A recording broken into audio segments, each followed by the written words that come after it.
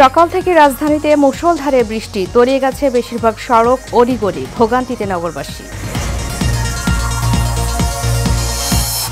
টানা বৃষ্টিতে আবারও বন্যা পরিস্থিতির অবনতি, প্লাবিত হয়েছে নতুন নতুন এলাকা, উঁচু স্থানে আশ্রয়ের খোঁজে বানভাসীরা।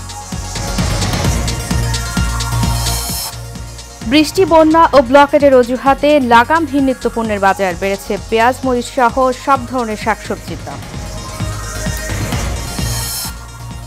এবং কোটা সংস্কারের দাবিতে অনড় শিক্ষার্থীরা, বিকেলে সারা দেশে বিশ্ববিদ্যালয় ও কলেজ ক্যাম্পাসে বিক্ষোভ।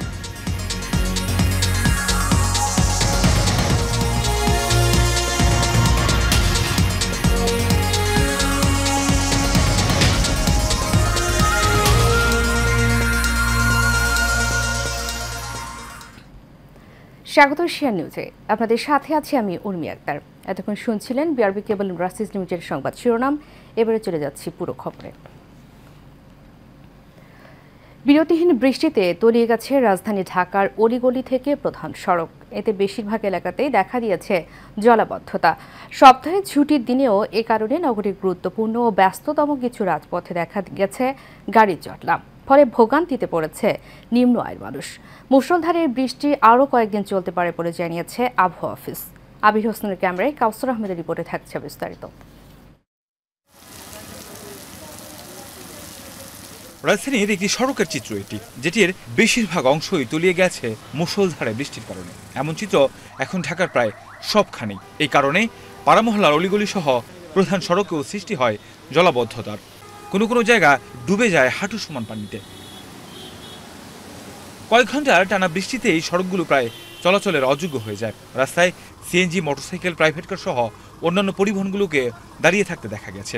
রাস্তাঘাটে পানি ওঠার কারণে বাইক চালাতে অসুবিধা হয়।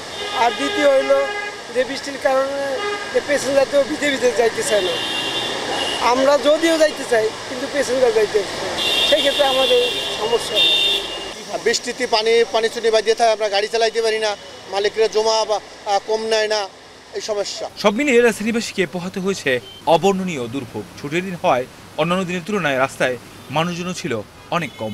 গাড়ি বন্ধ হয়ে যায়, গাড়ি ধাক্কা হয়, কারণ পানি তো আর্থিং পাইলেই, পানি পাইলে গাড়ি আর্থিং পাইলে গাড়ি তখন বন্ধ হয়ে যায়। বন্ধ হয়ে গেলে তো যাত্রীরও সমস্যা, ড্রাইভারেরও সমস্যা।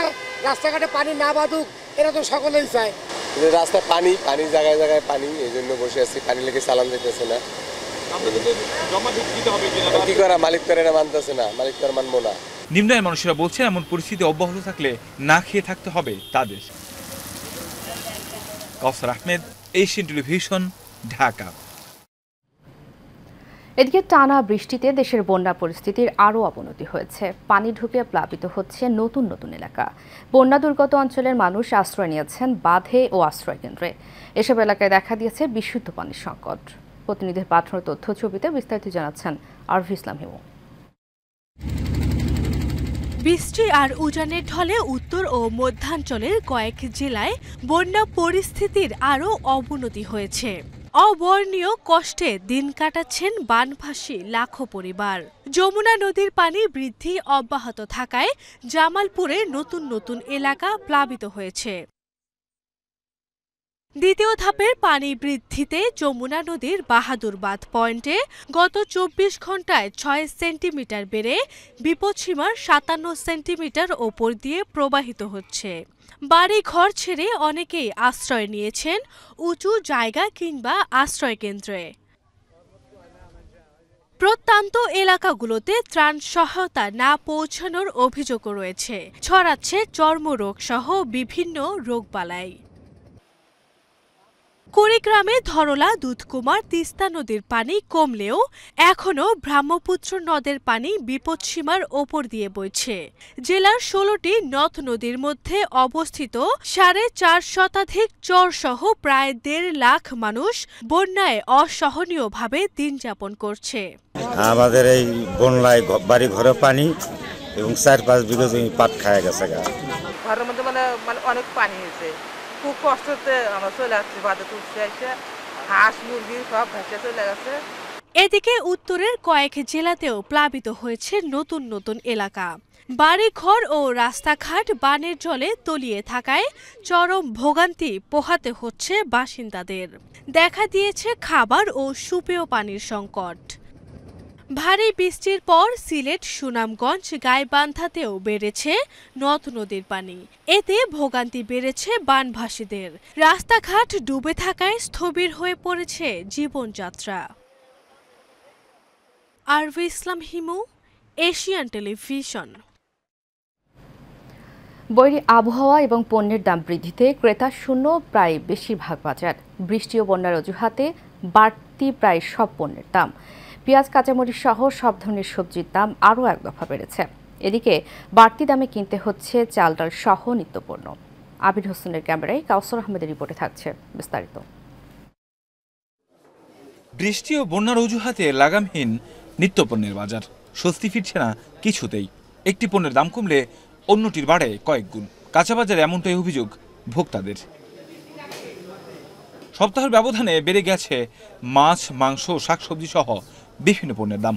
বিশেষ করে কাঁচামরিচ, পেঁয়াজ, কাঁচা সবজির দাম বাড়ছে লাগামহীনভাবে। সবজির দাম কিছু কিছু সবজির দাম অনেক বেশি। যেমন আপনার কাঁচামরিচ কালকে আমরা আনছি আপনার 220 টাকা কেজি। আজকে আমরা 220 টাকা কেজি আমাদের কিনা করছি।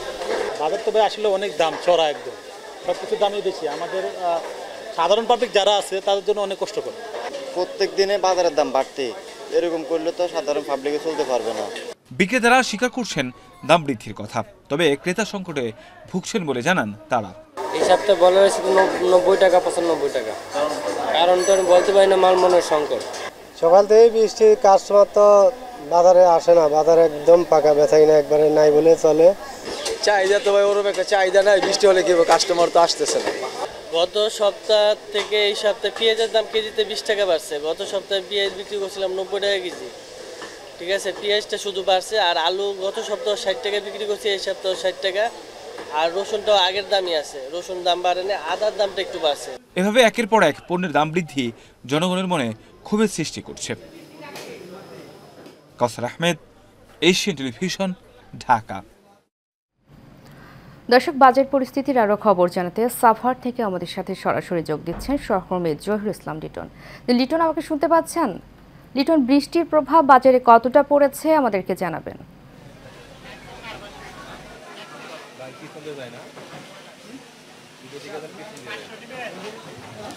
উর্মি, আপনি জানেন যে দিনের ব্যবধানে বা সপ্তাহের ব্যবধানে নয়, প্রতিদিন এখানে আসলে সময়ের সাথে পাল্লা দিয়েই কিন্তু বাড়তেছে নিত্য প্রয়োজনীয় দ্রব্যের দাম কিন্তু বাড়তেছে। আমরা কিন্তু সাভারের বাজারগুলোতে দেখেছি প্রতিনিয়তই দ্রব্যের বাজারগুলো বাড়তেছে। আর এই ক্ষেত্রে যদি একটু ব্যবসায়ীরা যদি একটু কোনো রকম উছিলা পেয়ে বসেন তাহলে তো আর কোনো কথাই নেই। যেমন একটু বৃষ্টি হওয়ার কারণে সড়কের অবস্থা বেহাল হয়েছে, যার জন্য কিন্তু এটাকেও দুষছেন ব্যবসায়ী যারা রয়েছেন, তারা কিন্তু এটাকেও দুষছেন যে দ্রব্যমূল্য বাড়ার পিছনে এর পিছনেও একটি কারণ রয়েছে। এবং কেউ কেউ বলছেন যে বর্তমান যে কোঠা আন্দোলন, যে ছাত্র আন্দোলন চলছে, এটাকেও অনেকে দুষছেন যে যার জন্য দূরপাল্লার গাড়ি এবং আসতে পারে না, এই জন্য দ্রব্যমূল্যের দাম বাড়ছে। এভাবেই খোঁড়া অজুহাতগুলো দেখিয়ে যাচ্ছেন অনেক ব্যবসায়ী। আপনি জানেন যে গত সপ্তাহে কাঁচা বাজারে যে পেঁয়াজের মূল্য ছিল, গত সপ্তাহেও ছিল যেই পেঁয়াজ 90 টাকা, সে 90 থেকে 92 টাকা। সেই পেঁয়াজ কিন্তু আজকে বিক্রি হচ্ছে সাভারের বাজারে প্রকার ভেদে 100 থেকে 120 টাকা কেজি দরে বিক্রি হচ্ছে। কাঁচামরিচ বিক্রি হচ্ছে কিন্তু আজকে 280 থেকে 300 টাকা দরে বিক্রি হচ্ছে।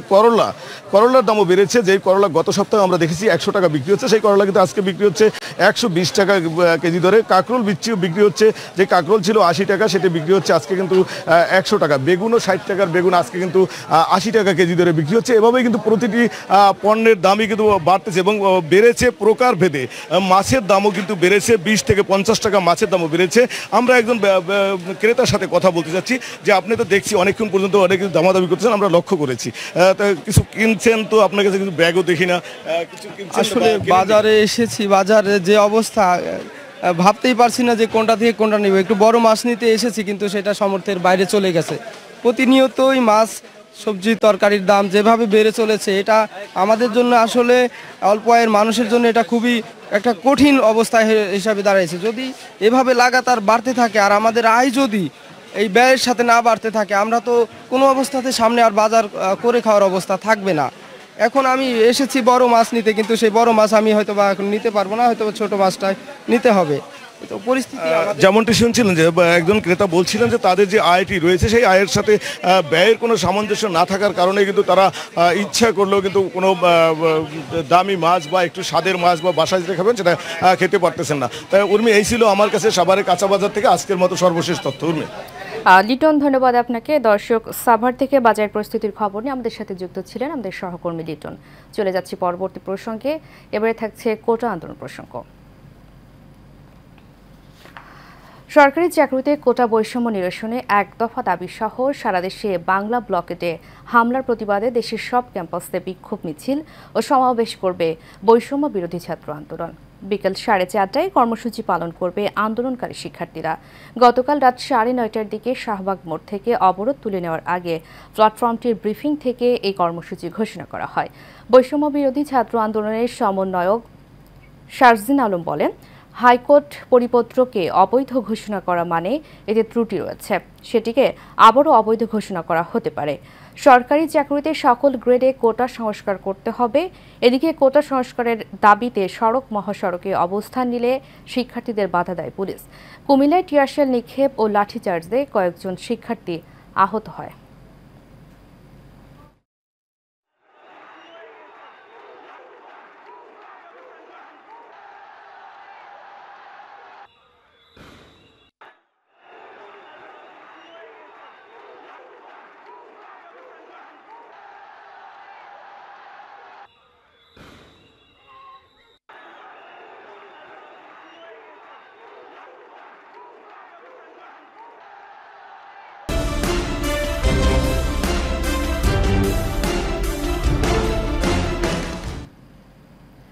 চট্টগ্রামের পটিয়ায় ট্রাক ও সিএনজি অটোরিকশার মুখোমুখি সংঘর্ষে নারী শিশুসহ 4 জন নিহত হয়েছে।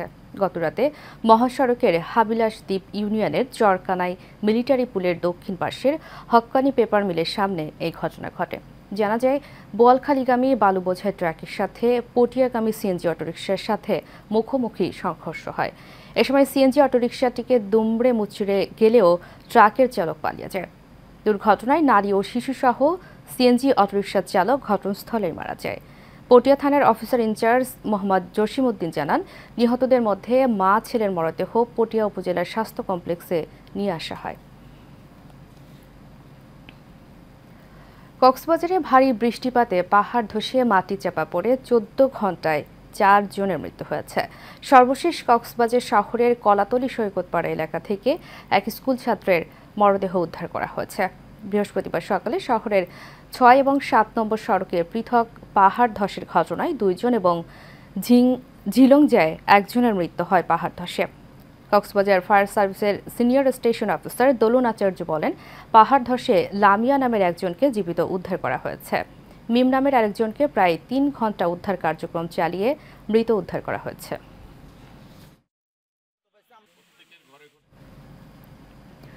কক্সবাজার ভূমি অধিগ্রহণ শাখায় কর্মরত সার্ভেয়ার হাসানের বিরুদ্ধে ঘুষ গ্রহণের অভিযোগ উঠেছে। ভুক্তভোগীদের দাবি, ফাইল পাস করানোর জন্য 25 থেকে 30% ঘুষ দাবি করেন এই সার্ভেয়ার। এরই মধ্যে তার বিরুদ্ধে দুদকে অভিযোগ দেওয়া হয়েছে। কক্সবাজার জেলা প্রতিনিধি মইনুল হোসাইনের ধারাবাহিক প্রতিবেদনের প্রথম পর্ব জানাচ্ছেন অনুপ্রীতি আদিত্য। কক্সবাজার ভূমি অধিগ্রহণ শাখায় বিভিন্ন সময় কয়েকজন সার্ভেয়ার ঘুষের বিপুল পরিমাণ টাকা সহ আটক হন এবং জেল খাটেন। এরপরও থামেনি এলো অফিসের ঘুষ বাণিজ্য। এবার পুরনো অভিযোগ নতুন করে উঠেছে সার্ভেয়ার হাসানের বিরুদ্ধে। ভুক্তভোগীদের দাবি, মোটা অঙ্কের ঘুষ ছাড়া ফাইল পাস করান না এই surveyor.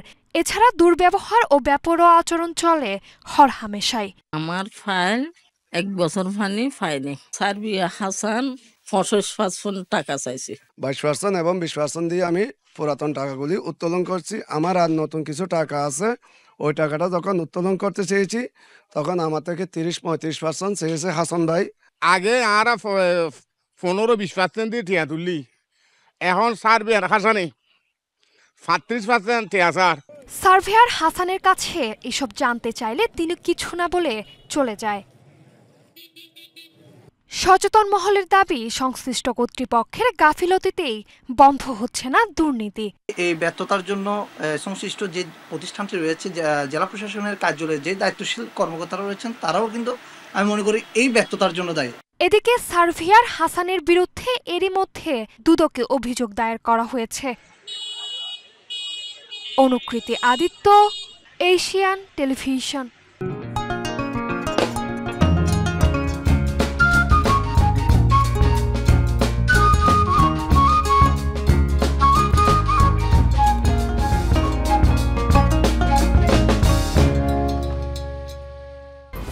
HM Expert B500 CWR স্বাধীনতার সুবর্ণ জয়ন্তীতে নতুন বাংলাদেশ গড়ার প্রত্যয়। HM Steel B500 CWR।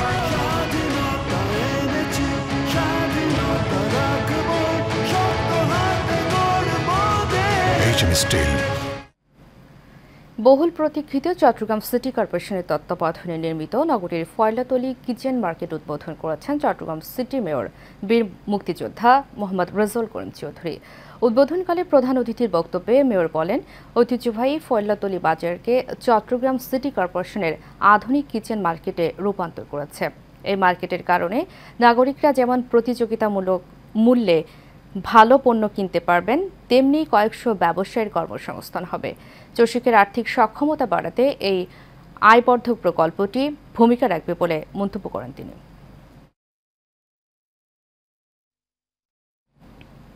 শেষ করব এশিয়া নিউজ। তার আগে বিআরবি কেবল ইন্ডাস্ট্রিজ লিমিটেড সংবাদ শিরোনাম বলে জানাবো আরও একবার।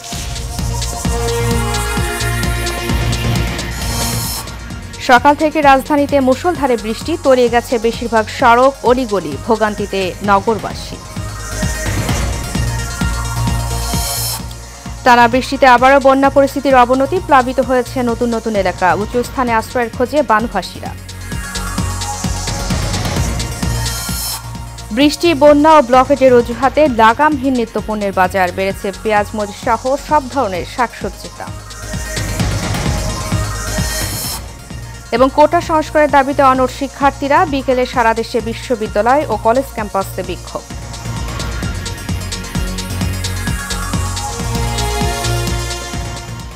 এশিয়া নিউজ এ পর্যন্ত। পরবর্তী সংবাদ দেখার আমন্ত্রণ জানিয়ে শেষ করছি। ধন্যবাদ সবাইকে।